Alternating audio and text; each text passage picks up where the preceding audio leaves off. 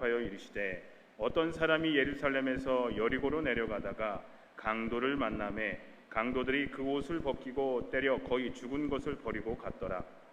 마침 한 제사장이 그 길로 내려가다가 그를 보고 피하여 지나가고 또 이와 같이 한 레위인도 그곳에 이르러 그를 보고 피하여 지나가되 어떤 사마리아 사람은 여행하는 중 거기 이르러 그를 보고 불쌍히 여겨 가까이 가서 기름과 포도주를 그 상처에 붓고 싸매고 자기 짐승에 태워 주막으로 데리고 가서 돌보아 주니라. 그 이튿날 그가 주막 주인에게 데나리온 둘을 내어주며 이르되 이 사람을 돌보아 주라. 비용이 더 들면 내가 돌아올 때에 갚으리라 하였으니 네 생각에는 이 세 사람 중에 누가 강도 만난 자의 이웃이 되겠느냐. 이르되 자비를 베푼 자니이다. 예수께서 이르시되 가서 너도 이와 같이 하라 하시니라. 아멘. 네, 안녕하세요. 저는 이 지역입니다. 엘리코시티, 이 가든교회에서 한 7분 정도 떨어져 있는 이 엘리코시티에서 볼티모어에서 목회하고 있는 베다니 한인연합감리교회를 섬기는 박대성 목사라고 합니다. 여러분들 반갑고 감사하고 또 환영합니다. 감사합니다. 선한 사마리아인의 비유는 아마 잘 알려진 비유이고 여러분들도 다 아실 것이고 많은 설교들을 들으셨을 겁니다. 근데 오늘은 이 비유의 말씀 중에 예수님께서 맨 마지막에 하신 말씀에 초점을 맞추어서 말씀을 전하려고 합니다. 예수님께서 이 비유를 말씀하시면서 마지막 결론으로 하신 말씀이 있습니다. 그것은요, 가서 너도 이와 같이 하라입니다. 한번 같이 해보실까요? 시작. 가서 너도 이와 같이 하라. 이 말씀은요, 선생님, 내가 무엇을 하여야 영생을 얻으리까? 라고 예수님께 질문했던 어느 율법 교사에게 하신 결론적인 말씀이었습니다. 예수님은 비유를 말씀하신 후에 그에게 그렇다면 네 생각에는 이 세 사람, 제사장, 레위인 그리고 사마리아인 중에 누가 강도 만난 자의 이웃이 되겠느냐라고 물으셨고 그는 예수님의 이 질문에 자비를 베푼 자니이다 라고 대답을 합니다. 그가 율법에 대해서 많이 아는 율법 교사였기 때문에 그런 정답을 말할 수 있었던 것은 아닙니다. 우리말에 이런 얘기가 있죠. 삼척동자도 다 안다 라는 말이 있잖아요. 삼척동자가 어느 정도 크기가 되는지 아세요? 키가? 90cm 정도, 1m가 채 되지 않는 어린아이를 얘기합니다. 어려움에 처한 사람에게 도움을 주어야 한다라는 것은 율법학자처럼 많은 학식이 있어야만 아는 진리가 아니라 누구나 알고 있고 또 인간이면 누구나 가져야 하는 기본적인 진리가 됩니다. 예수님은 어떻게 해야 영생을 얻느냐는 율법학자의 이 질문에 대하여 어떤 복잡한 이론을 가지고 설명하신 것이 아니었습니다. 또 새로운 방법을 가르쳐 주신 것도 아니었습니다. 단지 그에게 네가 아는 대로 그렇게 행해라 라고 말씀하신 것뿐이었습니다. 현대를 살아가는 대부분의 사람들은 자신의 삶과 직접적으로 관련 없는 것까지 알아야 하는 지식의 홍수시대를 살아가고 있습니다. 대학을 가기 위해, 취업을 하기 위해 100년 전 사람들은 생각하지도 못했던 그런 수백 배의 지식을 접하고 또 암기를 합니다. 옛날 사람들과 비교할 수 없는 엄청난 지식을 가지고 우리는 살아갑니다. 챗 GPT 많이 들어보셨죠? 요즘에 매스컴에서 많이 얘기를 하고 있는데 얼마나 편한지 모르겠습니다. 저희 교단이 미국 교단이어서 모임이 있으면 영어로 기도해야 될 때가 있거든요. 오늘 오전에도 줌으로 목사 안수위원회에 참여를 했었는데 기도를 시키는 거예요. 갑자기 좀 이따 기도해 네가. 기도는 아직도 저는 좀 힘들거든요. 영어로 이렇게 갑자기 하기가. 그래서 어떻게 했냐면 챗 GPT에 누구를 위해서 어떤 상황으로 기도를 영어로 써줘 라고 한국말을 썼어요. 그러면 영어로 기도가 써져요. 아름다운 기도예요. 그러면서 기도를 하고 났더니 아름다운 기도를 했다고 저한테 미국 사람들이 얘기를 해주더라고요. 그만큼 기술이 좋아졌습니다. 그럼에도 불구하고 세상은 더 황폐해지고 각박해지고 더 불행해지는 이유는 많이 안다는 것과 삶으로 실천하는 것은 분명 다르기 때문이라는 거죠. 그래서 수많은 지식을 가지고 있어도 수많은 능력을 가지고 있어도 삶이 행복해지지 않는 겁니다. 한국 사회가 점점 그렇게 되는 것 같아요. 애들 공부 열심히 하죠. 엄청나게 열심히 하는데 더 행복해져야 될 거 아니에요. 많이 알면 알수록. 근데 그렇게 되지가 않아요. 인생을 올바르게 살기 위해서는 반드시 많은 교육을 받아야 하는 것은 아닙니다. 동의하세요? 예. 그런 면에서 펜실베니아에 가면, 여기서 한 1시간 반 정도 차를 몰고 가면 랭캐스터라는 지역이 있습니다. 그 랭캐스터에 가면 아미시라는 신앙 공동체가 살아요. 근데 그 아미시 공동체는 8학년까지밖에 교육을 안 시켜요. 8학년까지만 공부하면, 여기선 중3이거든요. 중3까지만 공부하면 배울 수 있는 거 다 배운다라고 생각하기 때문에 더 이상 가르치지를 않아요. 근데 어찌 보면 그게 맞는 걸지도 모르겠어요. 로버트 풀범이라는 사람이 책을 썼는데요. 유명한 책이 한국말로도 번역이 됐는데 제목이 이거예요. 내가 정말로 알아야 할 것은 유치원에서 배웠다 라는 내용이에요. 그 내용이 뭐냐면 모든 것을 나눠 가져라. 우리 유치원 때 배우는 내용이죠. 정정당당하게 겨뤄라. 남을 때리지 말아라. 물건을 사용하고 난 뒤에는 반드시 제자리에 갖다 놔라. 자기가 얻은 것은 자기가 치워라. 남의 것을 빼앗지 말아라. 다른 사람에게 상처를 주었다면 용서를 꼭 구해라. 식사 전에는 반드시 손을 씻어라. 용변을 본 후에는 반드시 물을 내려라. 우리 남자분들 소변 보고 물 안 내리는 경우가 있잖아요. 네, 물을 꼭 내려야 된다는 것은 유치원 때 배운다는 거예요. 균형 잡힌 생활을 해라. 매일 무언가를 조금씩 배우고 생각하고 노래하고 춤추고 놀고 공부해라. 집 밖을 나설 때는 차를 조심하고 손을 꼭 잡고 함께 다니라. 유치원이니까 그걸 가르쳐주는 거죠. 경이로움을 느껴라. 스티로폼 컵에 씨앗을 심고 거기서도 싹이 난다는 것을 기억해라. 어떻게 그러고 왜 그렇게 자라는지 모르겠지만 우리 삶도 그와 같다. 물고기, 햄스터, 흰 쥐, 스티로폼의 컵에 심은 씨앗까지 모두 죽는다. 우리도 마찬가지다. 이런 내용들은 유치원 때 다 가르쳐준다는 거예요. 우리는 많은 경우에 있어서 몰라서 하지 못하는 것이 절대 아닙니다. 잘 알고 있지만 여러 가지 이유를 들면서 그런 여러 가지 이유로 인해서 그것을 그대로 행하지 못하는데 문제가 있다는 거죠. 근데 신앙생활도 마찬가지입니다. 신앙생활의 원리 역시도 이미 우리는 다 배웠습니다. 여러분들 몰라서 그런 게 아니에요.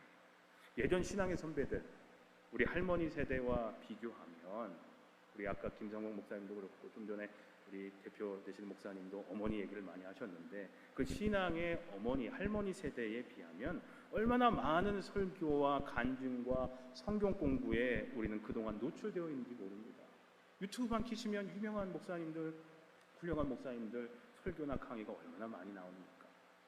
그리고 성경 공부 시리즈, 무슨 시리즈 해야 그거 되게 자랑스럽게 우린 얘기하죠.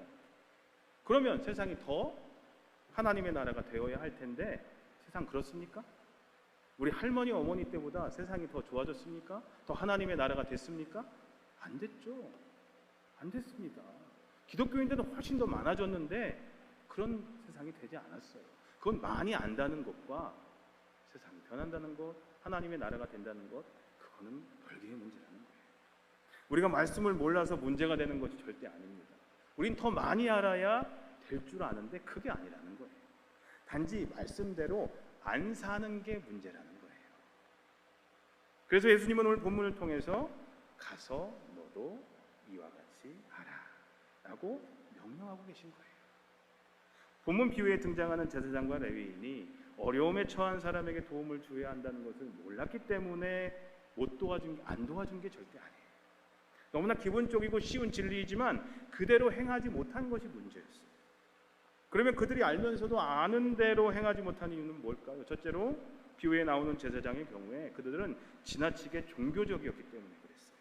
종교적이었다라는 말은 율법을 철저히 지키려는 율법주의자였지만 율법의 정신은 제대로 이해하지 못했다라는 뜻이에요. 형식보다 중요한 것은 본질이에요. 근데 오늘날 많은 교회들이, 기독교인들이 형식에 붙잡혀 살아가고 있어요. 본질은 보지 못하고. 비유에 나오는 제사장의 경우 죽은 사람의 시체를 만지지 말라는 것은 형식적인 규정이었어요. 그리고 이웃을 내 몸과 같이 사랑하라 라는 것은 율법의 본질적인 정신이었어요.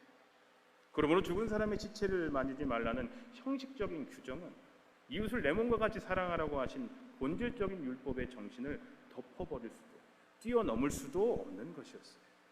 예수님은 이 비유를 통하여 우리에게 신앙의 형식만을 붙들고 신앙생활하지 말고 신앙의 본질에 충실할 것을 가르쳐주고 계신 거예요.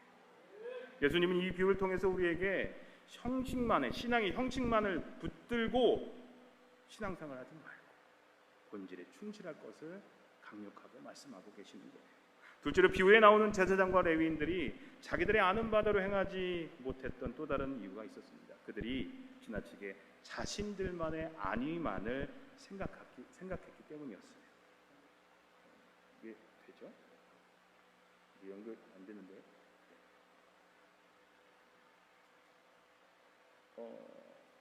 그 전에 하나가 너무 많이 이걸 보시면 되겠네요. 예루살렘에서 여리고로 내려가는 길이에요. 자, 여기 제가 있는 오른쪽이 예루살렘이고 저 왼쪽이 여리고입니다. 험한 길이에요. 이 여리고는 예루살렘에서 해발 1km 아래에 위치한 도시예요. 그리고 예루살렘부터 여리고까지는 14마일, 한국으로는 22km 정도 되는 거리예요. 예루살렘에서 출발해서 여리고까지 걸어가려면 종일 하루 정도가 걸립니다. 해가 지기 전에 가는 길을 재촉해야 하는 상황입니다. 혼자 가기에도 힘든 길인데 강도 만나서 거의 죽게 된 사람을 들쳐업고 가기에는 너무나 힘든 상황이었어요. 복음송가 중에 여러분들 아시는 분도 계시겠지만 수고하지 않으며 어떻게 형제를 사랑하나, 내 마음에 아픔이 없이도 어떻게 형제를 사랑하나, 손해보지 않으며 어떻게 형제를 사랑하나, 나의 이익을 따로 남기며 어떻게 형제를 사랑하나. 우리의 사랑은 따지는 게 없어요. 아까운 게 있으면 사랑 않는 거야 라는 복음성가가 있습니다. 사랑하는 여러분들, 내 것을 조금도 희생하지 않고서 남에게 사랑을 베푸는 방법은 없습니다. 내 것을 내려놓지 않고서 하나님의 말씀을 지킬 수 있는 방법은 없습니다. 십자가를 지지 않고 제대로 예수님을 따르는 방법은 없는 겁니다. 오늘 비유에 나오는 사마리아 사람은 제사장과 레위인과 비교하면 그들만큼 많은 교육을 받은 사람은 아닐지도 모르겠습니다. 율법에 대하여 그들처럼 많이 알지도 못했을 겁니다. 그러나 그는 내 이웃을 내 몸처럼 사랑하는 율법의 가장 근본적인 정신, 바로 본질을 실천으로 옮긴 사람이었습니다. 그것도 형식적으로 한 것이 아니었습니다. 정성을 다하여 그를 돌봐주었습니다. 최선을 다해서 그를 보살펴줬습니다. 그리고 그를 여관에 맡기고 여관 주인에게 그를 잘 보살펴 달라고 부탁까지 합니다. 참으로 아름답고 순수한 마음을 가진 사람이었습니다. 그래서 성경에는 그가 선하다라는 말이 안 나와요. 그런데도 우리는 그를 뭐라고 부릅니까? 선한 사마리아인이라고 부릅니다. 사랑하는 성도님들, 예수님은 우리들에게 구체적인 행동을 요구하십니다. 말보다 행동이 더 중요함을 여러 차례 말씀하셨는데 이런 비유를 드셨습니다. 두 아들의 비유입니다. 마태복음 21장에 너희는 어떻게 생각하느냐? 어떤 사람에게 아들이 둘 있는데 아버지가 맏아들에게 가서 얘야, 너 오늘 포도원에 가서 일해라 라고 말하였다. 근데 맏아들은 예 가겠습니다 아버지 하고 가지 않았다.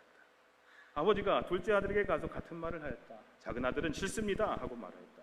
그러나 그 뒤에 뉘우치고 일하러 갔다.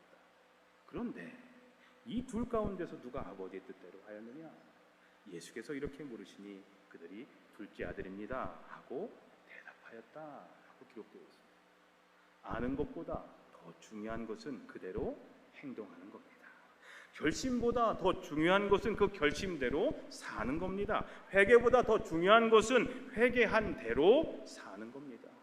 예수님께 대한 사랑의 고백보다 더 중요한 것은 구체적으로 예수님의 사랑을 실천하는 삶을 사는 겁니다.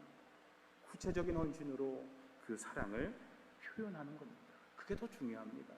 마태복음 25장에 보면 달란트 비유가 나옵니다. 2달란트, 5달란트 받았던 종들이 주인에게 보고하는 동안 그 광경을 아주 초조하게 지켜보던 한 사람이 있었습니다. 누구였죠?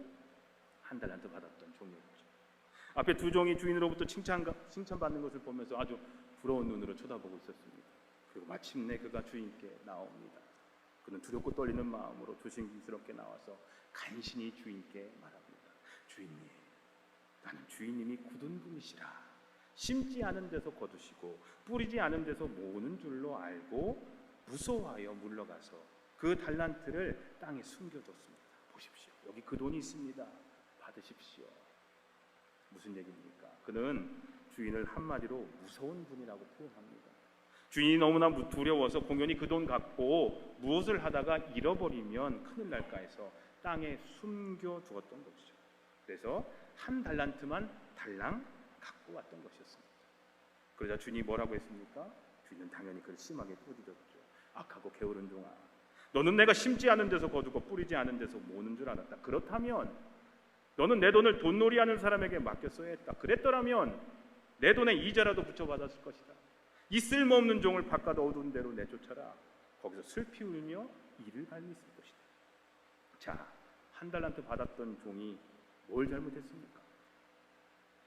뭘 잘못했어요? 크게 잘못한 거 없습니다. 적어도 원금 까먹지도 않았잖아요. 요즘에 그 주식하시는 분들 많죠. 웃으시는 분들은 아마 하시는 분일 것 같은데 원금 까먹으시는 분들 많으실 거예요. 최소한 안전하게 줬어요. 보관했어요. 만약 그가 어설프게 그것으로 사업을 벌였다가 망했다면 주인께 한 푼 더 돌려주지 못했을 겁니다. 근데 원금이라도 돌려줬으니까 얼마나 잘한 겁니까? 그가 분명히 그 돈 가지고 뭐 잘못된 악행을 저지른 것도 아니고 허랑방탕한 것도 아니었습니다. 근데 왜 그렇게 심한 심판을 받아야 했습니까? 그 이유는 그 한 달란트 받았던 종이 아무것도 하지 않았기 때문입니다. 그 종의 죄는 바로 아무것도 하지 않은 죄라는 겁니다. 그는 분명히 악당도 아니었고 또 주인이 오랫동안 오지 않을 거라고 생각했던 것도 아니었습니다. 그러나 그는 자기 주인의 이익에 관심을 두지 않고 오로지 자기 자신의 몸을 아끼고 살리는 데만 관심이 있었습니다. 즉 그는 자신을 내걸어서 모험하지 못하는 사람, 자기의 주인을 위하여 자기의 편안함을 내놓고 모험하지 못하는 사람, 결국 그는 주인을 위해 아무것도 하지 않은 사람이었고 그것이 바로 그의 죄였다라는 거죠. 그리스도인의 삶이란 단순히 선한 감정 품고 자비의 마음을 마음속에 품고 있고 악한 일을 저지르지 않는다라는 것만으로는 충분하지 않습니다. 그리스도인이란 적어도 주님을 위해 무언가 해야 하는 사람입니다. 행동해야 하는 사람입니다.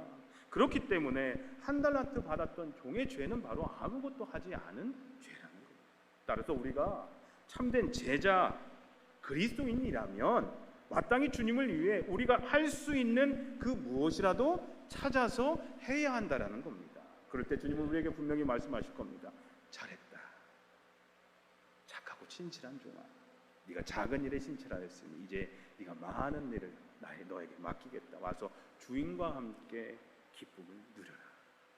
하나님께서 우리에게 귀한 삶을 주셨는데 우리가 내 편안함만을 위해서 다른 사람을 위해서 나를 희생하는 일을 하지 않는다면 아무것도 하지 않는 죄를 짓는다면 우리는 쓸모없는 종이 돼서 바깥 어두운 데로 쫓겨날 것이라는 겁니다. 그래서 오늘 예수님은 우리들에게도 말씀하십니다. 가서 너도 이와 같이 하라. 가서 너도 이와 같이 하라. 말씀을 대로 아는 대로 배운 대로 행하라는 겁니다.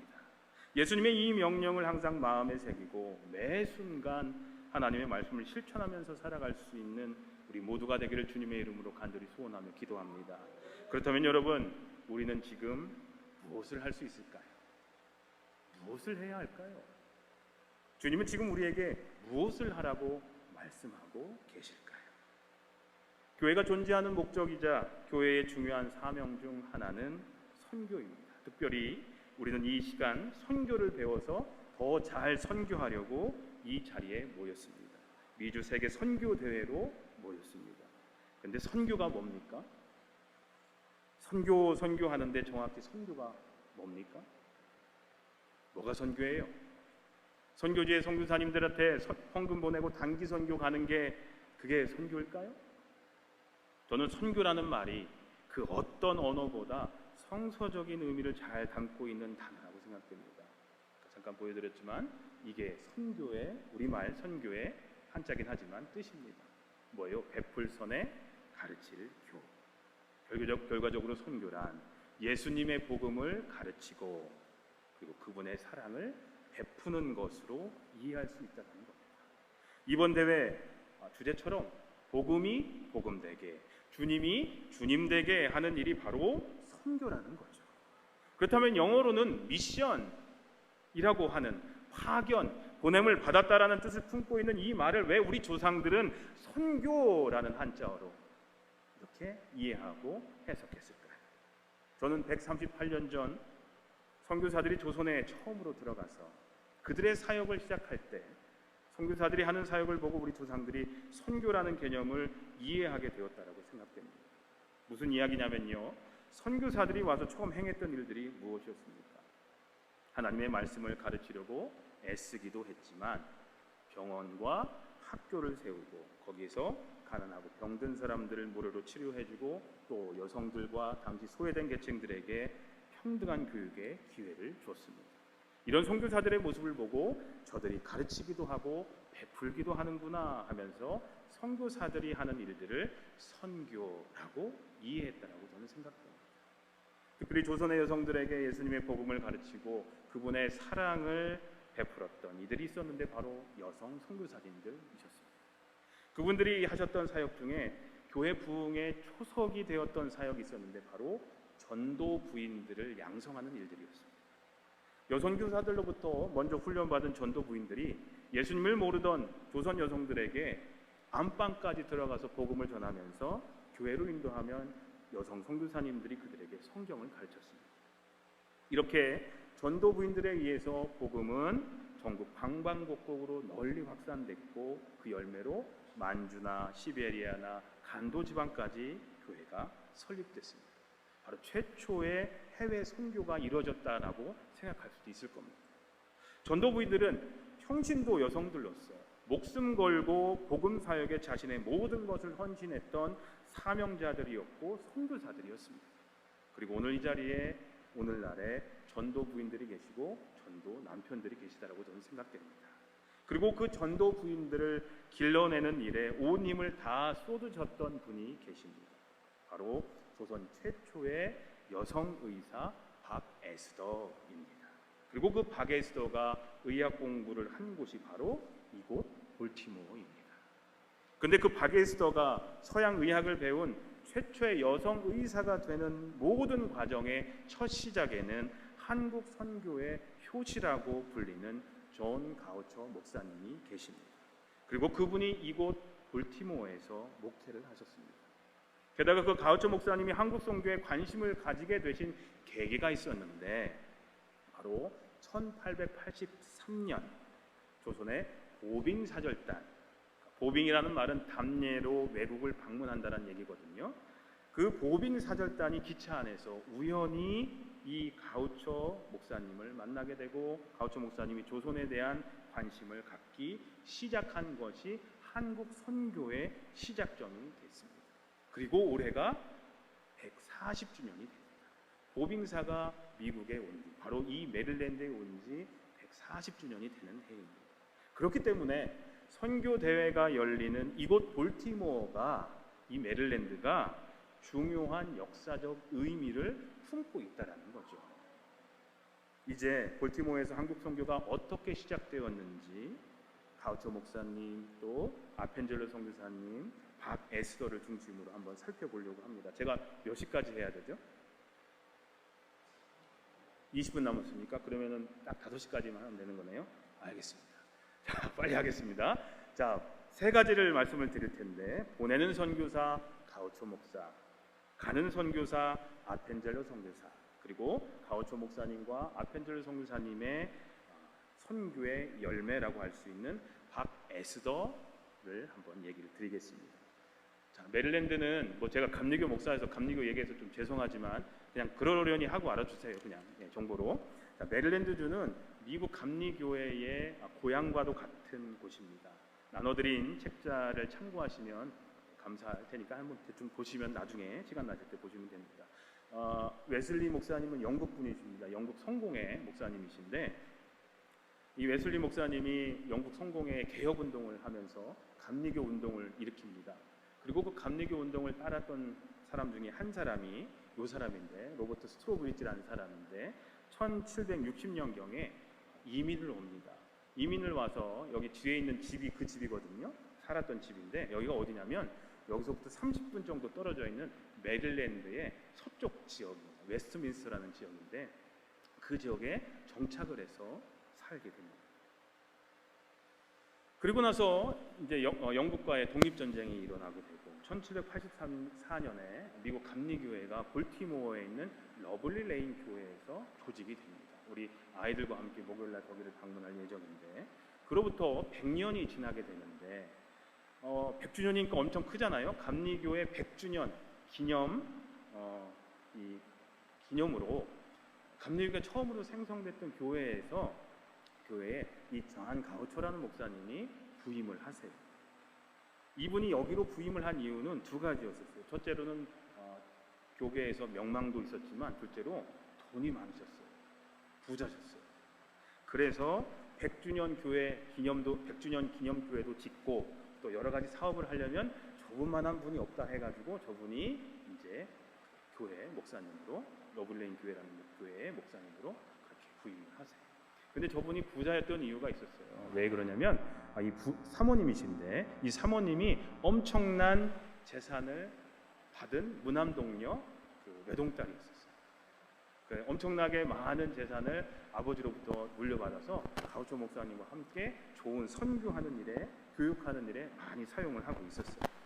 그런데 그 당시에 1883년에 그러니까 지금부터 140년 전에 9월 달인데 가우초 목사님이 시카고에서 워싱턴 DC로 가는 그 기차 라인이 지금도 있는데 기차를 타고 가는 길에 처음 보는 복장을 한 사람들을 만나게 된 거예요. 그리고 누구인지 어디서 왔는지 알아보니까 조선이라는 나라, 중국과 일본 사이에 있는 조선이라는 나라에서 온 사절단이라는 것을 알게 돼요. 이제 대통령을 만나려고 아서라는 대통령을 만나려고 워싱턴 DC로 가고 있는 중이었어요.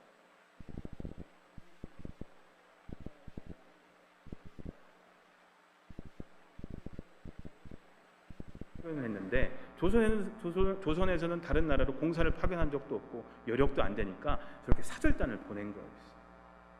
그 만난 거예요. 저기 보면 민영익, 우리 명성황후의 조카라고 알려진 민영익이 사절단 단장이 돼서 가우초 목사님하고 만나게 돼요. 그리고 가우초 목사님께 교육과 병원에 대한 요청을 언급을 해요. 그래서 이 가우초 목사님이 교회로 돌아와서 바로 그해 11월에 2,000불, 지금도 2,000불은 큰 돈이지만 2,000불을 해외 선교부에 보내요. 조선 선교의 가능성을 좀 알아보고 이걸 밑거름으로 시드먼으로 사용해라. 그 당시에 이 교회, 이게 100주년 기념교회거든요. 미국 감리교 100주년 기념교회인데 이 교회를 지으려고 할 때였었어요. 그러면서 가우초 목사님이 많은 재산을 들여서 선교 헌금을 하죠. 이게 요게 이제 그 안이에요. 되게 예쁘죠. 미국 감리교회의 어머니 교회라고 이렇게 알려진 교회인데 지금도 많은 사람들이 순례하러 여기를 많이 오는데 교세는 많이 약해졌어요. 자, 이제 가우초 목사님의 그 2,000불로 인해서 이제 조선 선교가 이제 시작이 되고 타당성을 알아보고 결과적으로 가우초 목사님에서 이 그 관심과 조선에 대한 관심과 헌신은 계속 이어져서 아펜젤러라는 감리교 선교사님이 이제 조선으로 들어갈 수 있게 되는 계기가 마련이 되죠. 그리고 그 이후에도 물질적으로 계속해서 후원하는 일을 이 가우초 목사님이 하시게 돼요. 자, 이게 가우초 목사님의 무덤이거든요. 사모님하고 같이 묻혀 있어요. 여기서 한 20분 정도 떨어진 곳에 이 무덤이 있거든요. 자, 보내는 선교사로서의 사명을 잘 감당하셨고 가장 많은 열매를 일본과 인도와 중국에도 많이 선교를 하셨지만 가장 많은 열매를 맺은 곳이 어디겠어요? 한국입니다. 한국이었고 이분이 조선에 이제 1885년부터 해서 몇 년 전에 130주년 행사 때 이분이 조선을 방문하셨던 적이 있었거든요. 한국을 방문하셨던 적이 있었는데 그때가 1907년이었어요. 그때 일기를 쓰신 게 있거든요. 부산에서 뭐 어디로 갔다 하는 그런 일기를 쓴 게 있는데 그것을 저희 교단에서 이렇게 기증을 받아서 한국에다가 기증을 했어요. 저분의 일기를. 자, 이렇게 됐는데 이분은 보내는 선교사. 우리가 해외로 다 갈 수는 없겠지만 보내는 선교사로서의 사명을 우리의 삶의 자리에서 감당할 수가 있다는 거죠. 근데 이분의 성공과 실패가 있습니다. 물질을 잘 선용해서 선교를 했지만 신앙의 후손들이 없어요. 후손들이 다 예수를 믿지 않아요. 그게 참 문제인 것 같아요. 근데 어찌됐든 그리고 가는 선교사 가우초 목사님의 헌신을 통해서 이 감리교 선교부에서는 헨리 아펜젤로라는 선교사님을 파송하기에 이르게 돼요. 근데 이분은 독일계 이민자 가정에서 태어났습니다. 1858년에 태어나셨는데 이게 이분이 있던 그 당시에 개척된 교회예요. 이분이 태어나실 때쯤 교회 원래 건물인데 출석하셨던 교회인데 장로교회예요. 독일 개혁교회인데 장로교 쪽에서 잘하신 분이세요. 요게 이제 생가예요. 1860년에 지어진 집인데 아직도 저렇게 잘 있는데 교회 옆에 보면 그분의 부모님의 무덤이 가족묘지가 있어요. 근데 그 교회에서도 아펜젤로 선교사님을 몰라요. 그리고 아펜젤로라는 성을 갖고 있는 사람들이 그 지역에 아무도 없어요. 그냥 버려지다시피 한 가족묘지예요. 그러면서 저기를 처음 방문했을 때 여기에다가 아펜젤로 선교사님을 기리는 기념비라도 하나 세웠으면 좋겠다라는 생각을 좀 하기에 이르게 되죠. 이분이 사범학교를 갔는데 장로교회예요.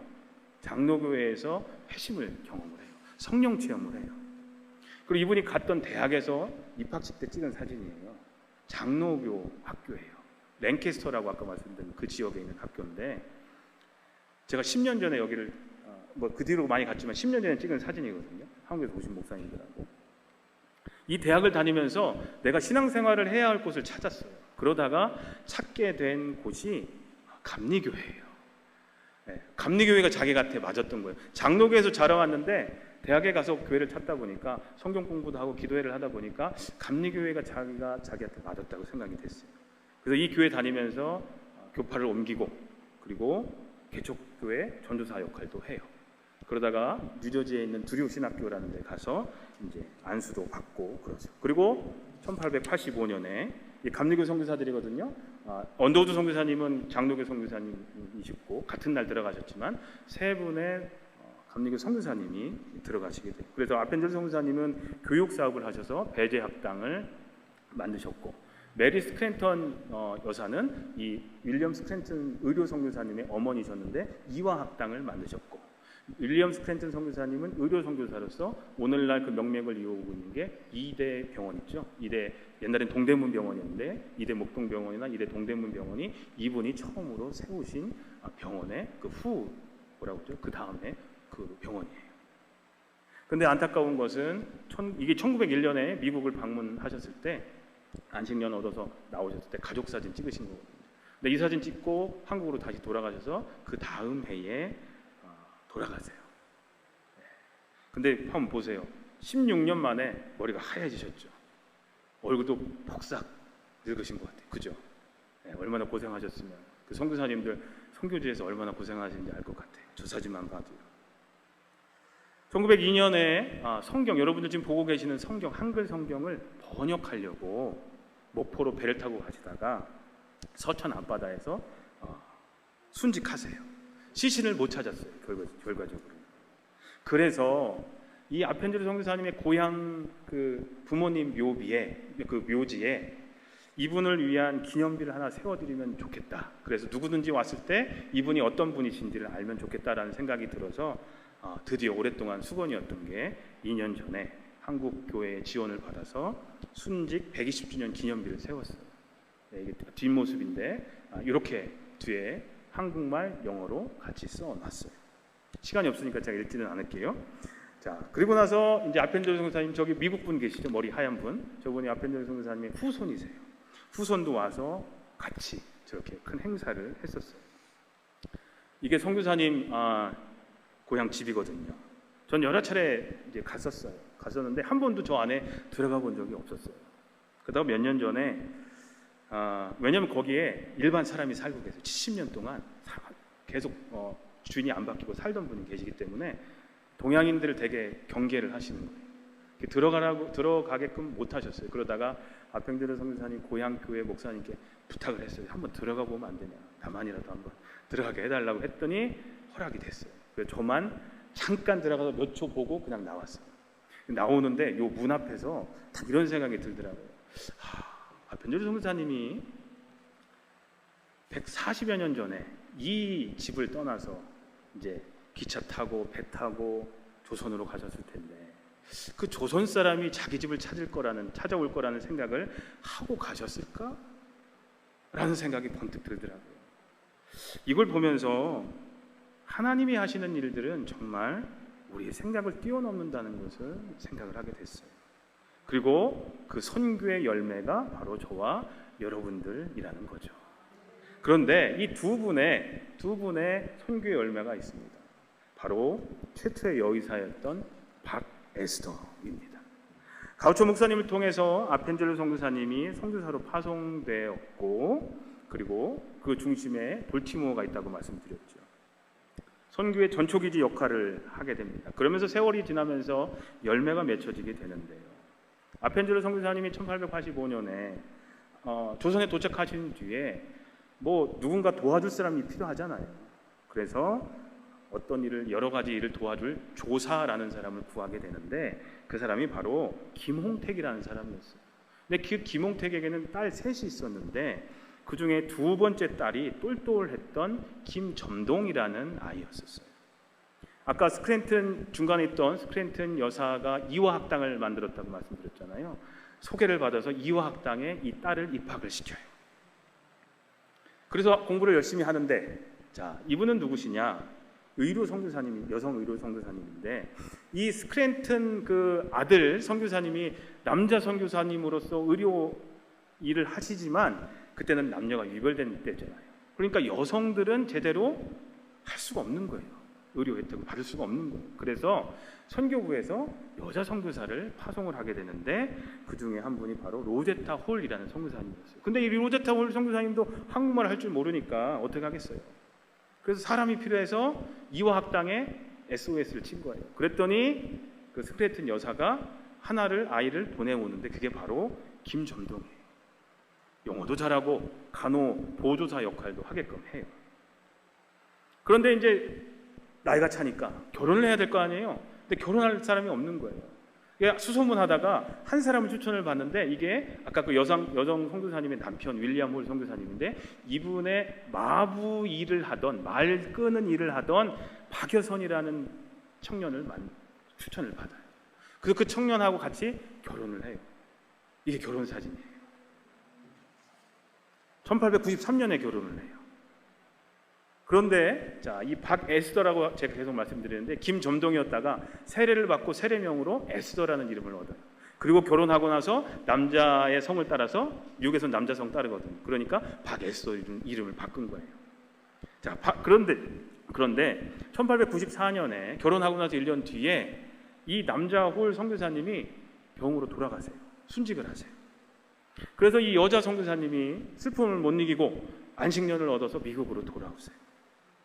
근데 안식년 돌아올 때 저기는 아이가 있잖아요. 그 아이가 뱃속에 있었어요. 태어나기 전이에요. 아들 하나가 있었어요. 그리고 박에스더와 박여선 선생을 둘을 데리고 와요. 왜냐하면 박에스더가 쫄랐어요. 나 미국 가서 공부하고 싶습니다. 같이 와요. 그래서 1900년에 나온 신문에 보면 이런 얘기가 있어요. 박에스더는 의사 공부를 하려고 왔고 박여선은 목회 공부를 하려고 왔다. 몰랐어요. 저도 몇 개월 전에 알았어요. 목회 공부를 하려고 온 거예요. 여기가 볼티모어, 여기서 30분 정도 떨어진 곳에 여기가 있거든요. 그 병원은 없어졌어요.